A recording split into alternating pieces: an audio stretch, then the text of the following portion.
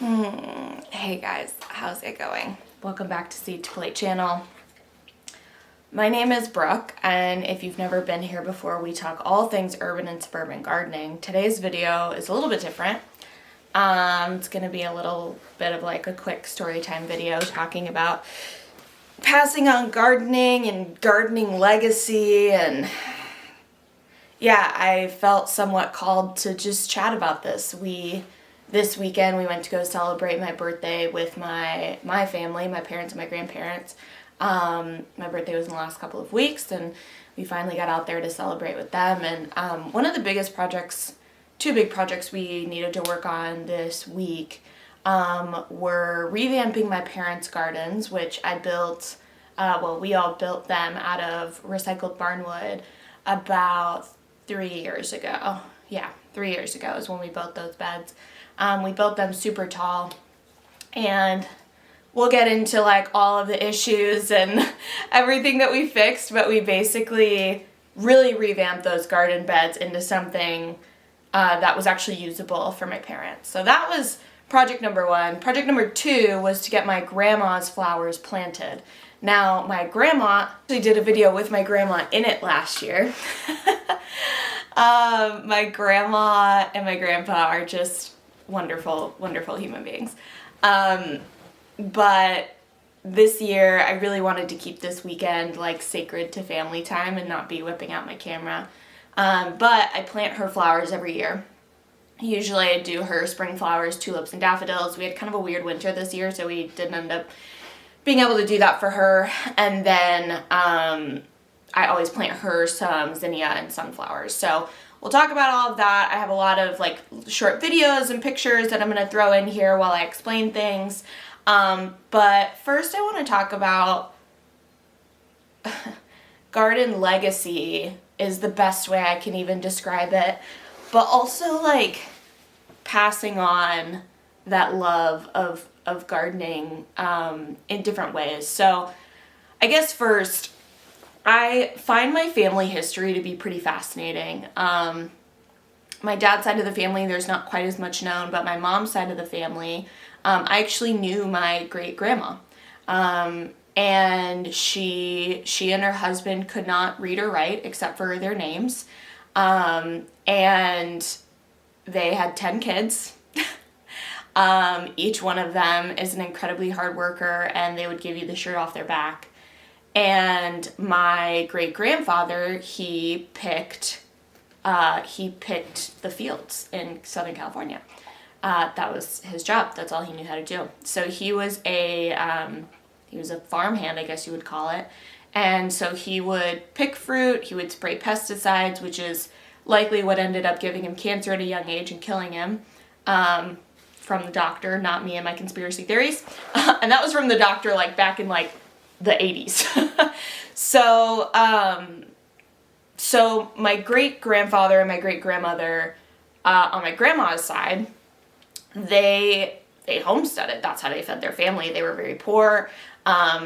Each kid in the family had a role of what to do in the house and how to take care of their siblings. And I think my grandma's job was making either biscuits or cornbread. I can't remember which one. And they gardened, and they had animals. They had rabbits and chickens. And that was how they ate. And one of, actually, weirdly, my favorite things that has continued to get passed down is I love fried potatoes in my tacos. And that's because they would use that as a filler because they couldn't afford enough meat to feed all 10 kids. So that was my grandma's side of things. My grandpa's side of things is actually really interesting. My grandpa's dad, so my great-grandpa on my grandpa's side, he was an entrepreneur. He had a grocery store, and he was known for his gardening. And I'm still trying to find photos. I know there's got to be photos existing out there somewhere of my great-grandfather and his gardens, but they were like, he was known for gardening. And again, from Southern California, you know, obviously the environment's very conducive to like really good gardening. But there's this legacy that I feel like I have to continue with. And it's funny, I think it caught everybody by surprise that I was actually like really good at gardening. Not that anybody thought I couldn't do it. It was just one of those hobbies that I picked up that was kind of just a surprise, and I was just instantly like got really educated. I understood it. I didn't get frustrated by it all the time. And part of me thinks, like the woo-woo part of me, like the cosmic part of me thinks that like, oh, I was meant to do this. Maybe not full time or maybe not like make a living off of it, but I was meant to have my hands in the dirt and grow food. From both of my great-grandfather's sides on my mom's side, that felt very natural to me. It felt like this legacy of, feeding myself. And my mom and dad, they kind of have like gardened on and off, like a few times in their lives. It was never something they did super regularly, but they definitely had like spells of doing it. And my grandma, she has always loved growing herbs and flowers. And I think, if I'm being honest with myself, my grandma and grandpa, they spent so much time just making a living after only having high school educations. They did extremely well for themselves. They had an automotive shop. I grew up in an automotive shop, basically in Southern California. I probably know more about cars than your average person. But I think somewhere along the line they associated gardening and growing your own food with being poor. And that's something that I very much strive to change.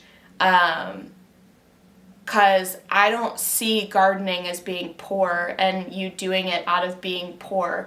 I see it as being abundant and being independent and growing your own food. And I'm seeing a lot of content floating around YouTube that's talking about inflation and food shortages and all of these things, and that's a huge place of fear. And I'm not saying it's not reality. I live in a big city, so the fact is it's not a reality for me. However, my mother, she has been telling me there are certain things that she can't find at her grocery stores for like weeks, and she's slightly more, she's out of the city. So I guess I just like doing all these gardening projects and, hearing about my family history this weekend and all this stuff. It just kind of it always makes me want to inspire people to garden and grow their own food. But I think understanding why people feel the way they do about gardening or growing their own food, there needs to be more pride in it. And I have so much pride in it. All of my friends think it's so cool that I do this. Like, I've gotten zero negativity out of doing this. However, I always think back to my grandparents and how, like, when they were kids, they grew their own food and meat and all that stuff because they were poor. And how that concept has really just in one generation, right, between my grandparents and me, just in one generation, so much of that knowledge was just lost. I call my grandma still, and I'll be talking to her about my gardening. I call grandma multiple times a week. She's on speed dial. And I talk to her about gardening, and she'll just like whip out a gardening fact out of nowhere that either I already knew, and I was like, damn, where'd that come from? Or I didn't know, and I'm like, damn, where'd that come from? And so that knowledge still exists. And just in one generation, because of a concept, a social concept, it's not even really reality in my opinion, because of a social concept of growing your own means you're poor, we've lost this incredible amount of knowledge of this thing that we all do, which is eat, right? And, so I don't want to, I'm not here to like scare anyone. I don't want to talk about food shortages. I don't want to talk about inflation. I don't want to talk about any of that stuff. I want to talk about and get across this message and this concept of growing your own and being so proud of that and embracing it. And I don't know, there's just something about it that I feel so called to, and maybe I'll be able to put it into better words someday in the future, but clearly today is not that day. After a little more coffee, I'm filming this on the same day I have to put together a couple presentations, and it's gonna be a long Monday, but that's okay. That's what we're here for. And obviously, I'm coming at this conversation from somewhat of a privileged position. I'm college educated. I have a job in a great industry. I work from home. I understand that my perspective on this is so much different than a lot of people's. But I also think sometimes I think about even myself or people that I know, and I'm not blaming social media, but I used to spend 4 hours a day on social media or on my phone in another world, right, than the one that I actually exist in. And so I've actually been trying to take a break from social media for the entirety of this year, and I was doing pretty good up until a few weeks ago, and then I found myself kind of really getting sucked back in. And 4 hours a day, four hours a day.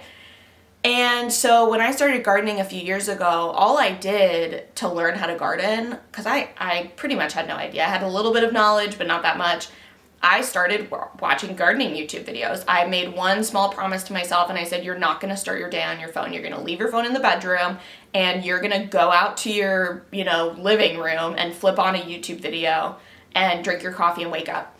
And so I replaced an hour a day of scrolling with watching YouTube gardening videos, and that's how I learned how to garden. And so no matter whether you're on social media or you're doing something else, I guess what I'm saying is, I feel like people always tell me, they're like, I don't know how you have the time to do all of these things. I work full time. Granted, I don't have kids. But I work full time. I have a pretty active social life. I have my gardens. I help maintain this house along with me and my partner. It's not about the amount of time that you have, it's about how you utilize that time. Because for me, spending 4 hours a day on social media, I don't get anything out of that except for anxiety and, I don't even know, maybe some serotonin, spikes in my brain. But spending just an hour maintaining my gardens every day, that gives me something in return. And I think that's part of what, I guess, what you're putting your time into, what are you getting out of that time, And that's kind of something that I've thought a lot about when I think about, my grandparents and how, when they kind of started making money in, the 50s and 60s was when, all of these types of conveniences started happening. Canned food, more grocery stores, right? We started rapidly moving away from growing our own food and doing all of this stuff. Very rapidly moved away from that and went towards convenience because that was considered what well-off people did or what rich people did, right? And, I don't know that I have any super complete thoughts around this. Clearly, I'm kind of just brain dumping after a weekend, but I want to believe that I can be progressive, have a job in tech, work full-time, be a woman who works full-time and is college educated. I want to believe that I can be all of those things and that I can also embrace this idea of growing my own food and I want to break the barriers of those two things not being associated together. Because I think that's pointless, right? Why can't I grow my own food and care about these things and spend my time doing them and also be this other thing? And it's cool because my grandparents love that I've picked this up. They just absolutely love it. My parents love it. It's astonishing to me how many people around me are in shock and awe that I do all of this. And I want everybody else to believe that they can do it too. So, I don't know how much of that I'm going to edit out. That was a 15-minute long ramble. But I would like to restart the garden legacy of my family because truly that's where my roots are in the land. So, with that being said, let's talk about this weekend's projects. So, 3 years ago when I really got hot and heavy into gardening, yes, I was a pre-pandemic gardener. I helped build these garden beds for my parents. Now, here's something kind of funny. I am only 5 feet tall. I am a very short human being. My dad is over 6 feet tall. I clearly did not get any of those genes. But he's very tall. He's got some back problems. And so we built these beds very tall. I'm talking like probably 4 feet high. And so I'll, kind of insert some videos and pictures and stuff as we kind of talk about this. But my parents were trying to fill these garden beds with whatever they could before they had to fill them up with soil. And this was last year, 2 years ago. Last year. So they spent the first year that they had these garden beds kind of filling them up with, old wood or newspapers, firewood ash, like all these different things. And they got to a point where then they started filling them with soil last year. So they filled them with some Kellogg's in ground soil, and then also some composted manure that's produced from the city of Austin, like recycling thing. Perfectly safe for like vegetables and stuff like that. And so I wasn't really able to help them as much as I should have last year, which I'll cop to that. So they filled the beds. I gave them plants that I had started from seed, and their garden grew like amazingly last year, but it didn't really last very long throughout the super hot season because there was no mulch. And once things kind of started settling, the roots didn't have places to go, blah, blah, blah.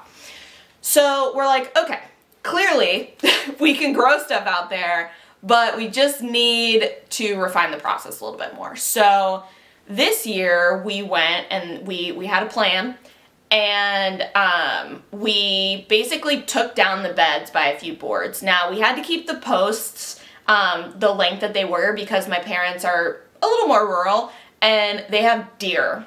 And so likely at some point we're probably going to have to wrap those beds in some chicken wire, but maybe not, we'll see. So we kept the post high, we took them down a couple of planks, and I believe we were using, I think they were 6-inch planks. So we took the beds down a whole foot. So now they're raised, they're 4 foot by 8 foot beds, and they're raised to about, I think, 3 feet. 2 feet. 2 feet. They're raised to 2 feet. So still a little bit easier on the back, and really we kind of made it more conducive to my mom rather than my dad. And honestly, they just look so much better. Honestly, y'all, thank God for my boyfriend. I introduced him a few videos ago. He is the self-imposed plant daddy.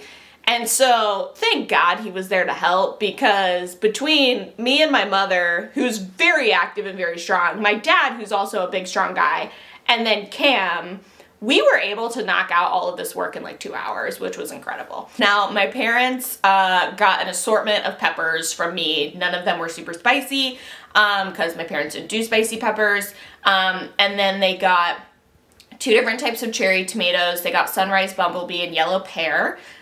They got a salad tomato that I actually got from the nursery called Camaro, which ironically enough, they were buying at the grocery store and they really like. So win-win for all. And then they got a couple of different slicers. One is a Fred's tie-dye, one is a Dr. White's, and the other one's a yellow Brandywine. So they have a really good assortment of tomatoes. They got peppers, they got like hatch green chili peppers, they got a jalapeno plant. There were a couple of mystery peppers that we'll see what they end up being. Shishitos, they love shishitos, orange bell pepper. We did some herbs that I bought at the store, parsley, some basil. We lined them with marigolds. My dad loves marigolds. And they're also great as a deer deterrent, but also a pest deterrent. The deer do not like the smell of marigolds. And then we have a whole bed of tomatillos for them. They love tomatillos. I made them last year a smoked tomatillo salsa, without onions. My mom's very sensitive to onions. And they loved it. So we have a whole bed of tomatillos for them. They're going to have so many friggin' tomatillos that they don't know what to do with. I don't have the heart to tell them that, though. I mean, y'all, it's like 8 plants. It's like 8 plants of tomatillos. That's a lot. So that is kind of what their garden looks like now. And so that was a huge project that I felt really passionately about. I'm really glad we got it done. And, you know, my mom and dad would have been very capable of doing this on their own. However, my mom works full time and she helps take care of my grandparents, which it has become more of a full-time job as they've gotten older. And so, like, homegirl's busy. Like, she's got a lot of stuff going on. So if I can step in for a weekend, not even a whole weekend, I think between the trip to Home Depot and the work that we did, it was like 3 hours. If I can step in for 3 hours and create something for them that all they have to do is maintain it. They just have to water it, you know, watch out for pest issues. She always calls me if she needs help, and, you know, harvest. And that's the kind of work that I want to do to help people garden. Like, that's it, right there. Set them up in a good spot so that they have a recipe for success and that they have a good starting off point, because that's what's going to help people incorporate gardening into their everyday lives, right? And we can kind of like take that power back. So that was what we did for my parents. And after all of that, my mother had made me a wonderful gluten-free birthday cake that was like some of the best gluten-free cake I've ever had. I made a big thing of 3 cheese mac and cheese for everybody. My boyfriend grilled off some pork steaks, and we, you know, sauteed off some asparagus, and we all, you know, communally sat around and ate dinner together, and it was quite lovely. And then the next day was Grandma's turn. Now, here's the thing about Grandma, all right? And I learned something. I have to dedicate more time to her gardens. So that's first thing. And so what we've done for her the last few years is I've either planted tulips or daffodils in January, when you plant those types of bulbs here. So I've done that for her a few times. This year was a little bit of a wonky year for that stuff because we had these like late freezes and it was all weird. However, she did still get some daffodils from daffodils that we had planted in previous years that just wintered over.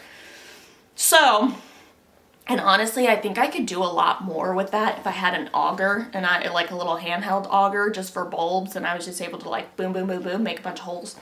So anyways, I didn't do that for her this year, but last year I planted zinnia and sunflowers for her in these big water troughs because the woman is 81 years old. She's got a herniated disc. She's not bending over to cut flowers. Like, she needs something elevated. So she loved her zinnias last year. She loves to cut flowers and bring them into the house, and she always sends me pictures, and it's like, it's so cute. So this year, we planted meteor zinnias for her. Well, first of all, we topped off all of her troughs with potting soil and what she calls garden soil. Now, here's the deal. I use Miracle Grow for Grandma's flower gardens. I'm not a Miracle Grow fan. I'm just going to put that out there. But she's 81 years old and she wants what she wants, and I'm not going to argue with her, because that's how I respect my elders. And you know what? She's not growing like vegetables in it, so whatever. I'm gonna keep my opinions to my dang self. So, we topped her off with Miracle Grow, potting soil, and garden soil. This is also the woman who filled the troughs like halfway full with plastic water bottles, so it settles just every year as the water bottles get squashed. Grandma, if you're watching this video, I love you to pieces. Grandma watches my YouTube videos. She does it. So we topped off her big troughs, and then we topped off the rest of her little pots. Now, I should have spent more time on her garden so that I actually just planted everything out and it was all done. I didn't have the time to do that this trip, and so I've tasked my mother with having a planting day with Grandma and, you know, getting everything planted out. But next year I want to dedicate more time. So we planted her one trough with zinnias. We did meteor zinnias. We did candy cane zinnias, so the striped ones, and then California Giants. She really loved those. So we did all of that. We hooked her hoses back up from the winter because they always unhook them for the freeze. And then we planted her other trough with Zohar sunflowers and also teddy bear sunflowers. So I wanted to get her like some shorter, like cutting flowers this year, because in previous years I've just done whatever sunflower seeds I have, which are usually like the mammoth grays, like, you know, they're not really for cutting and putting in your house. So I actually got her cutting sunflowers this year. We pulled out a few plants that were long dead. The only thing I wanted to do for her that I couldn't find any basil plants at the garden center. And so she has this crazy filing cabinet. It is a rusting filing cabinet that this woman put into her side garden, and she grows the most incredible basil out of that crazy thing every single year, and it blows my mind. I couldn't find any basil for her to stick in there, but I topped off the soil so that my mom can go help her get some basil. So that's what we did for Grandma's garden this year, and I'll link Grandma's video from last year down below. It was really interesting. She really loved being in the video and talking about like homesteading and all this stuff. It was like, makes my heart sing. And you know, the other thing about my grandparents that, especially my grandfather played a really big part in my life. I was really lucky to have my grandparents, you know, be around as much as they were. And he's going through a phase. I don't know where that video cut off at. So he's going through a phase right now where he is having an incredibly hard time speaking and understanding speech. And he's been to doctor's appointments, like, you know, he's 86 years old. Stuff like this starts to happen. And so connecting with him has been much more difficult than it was previously.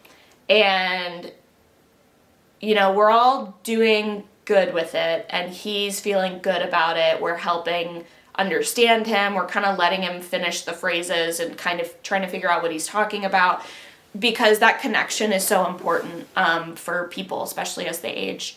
I imagine in his head it's very lonely. But he might not be able to say things, but he still feels emotions, right? And so, you know, I hug him a little extra tight. I make sure I say I love you, and, you know, I say it multiple times until he can like register it. But I had this moment where like he knows that I planted those flowers, and so when those flowers bloom and they're in his house, like he's gonna feel that love, and he's gonna think of me. And when I take them produce in the summer, he's so proud, and he feels that legacy because his dad was a gardener, and an incredible one at that. So he just sees it and he feels it, and that's connection too, you know. And when you remove the actual verbal communication between two people, there can still be connection. And I was thinking a lot about that while I was home for the weekend. And also, speaking of legacy, I asked for a peach tree from my family for my birthday. And they found this incredible nursery. And they got this amazing looking peach tree. It's a Sam Houston peach, and I'll show it to you guys in the next video because it's not light out yet because I'm filming this very early in the morning. But I have this vision of planting this peach tree and harvesting peaches off of it for years to come, and having that come from my family is really special to me, even though like I asked for it, you know, but like legacy has to start somewhere. And for me, it's going to start with that peach tree that hopefully I get lots of fruit from for many years to come. So that was my weekend of garden legacy. And yeah, I don't know, this video felt like a little bit of a ramble, I guess, but it's part of my heart that I think is important to share with all of you. So I'm gonna go drink the rest of my coffee. Thanks so much for watching. Happy gardening. We'll see you next time.